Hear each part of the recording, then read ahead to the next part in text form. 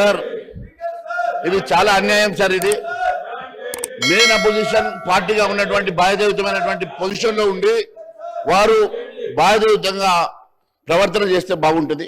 ఇది మంచి పద్ధతి కాదు. నిన్న కూడా మీ ప్రవర్తన వల్ల మా అవకాశం పోగొట్టుకున్నాం.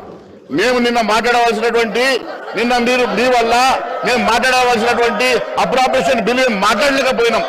గత 10 సంవత్సరాలు ఈ రాష్ట్రాన్ని ఏ రకంగా ధ్వంసం చేసిండ్రో, ఆర్థిక వ్యవస్థను ఏ రకంగా ధ్వంసం చేసిండ్రో చెప్పుకునే అవకాశాన్ని ఇవ్వకుండా మీరు నిన్న మిమ్మల్ని అడ్డుకున్నారు.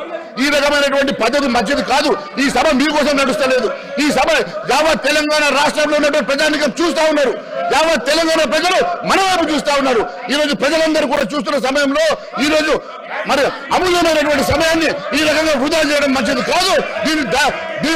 దీన్ని నేను ఈ రోజు పూర్తిగా ఖండిస్తా ఉన్నాం.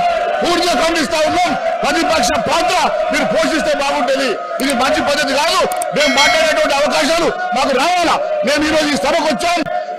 రేపటితోటి చివరి రోజు ఉన్న ఈ 2 రోజులు కూడా ప్రజా సమస్యలు మాట్లాడకుండా ఈ రకంగా అడ్డుకోవడం మంచి పద్ధతి కాదు. మీకేమైనా ఉంటే మీ సీట్లో కూర్చొని మీ హక్కులు అడగండి. మీకేమైనా ఉంటే మీరు మరి మీ స్థలంలో కూర్చొని మీరు మాట్లాడండి తప్ప ఈ రకంగా అడ్డుకోవడం అనేది మంచి పద్ధతి కాదు.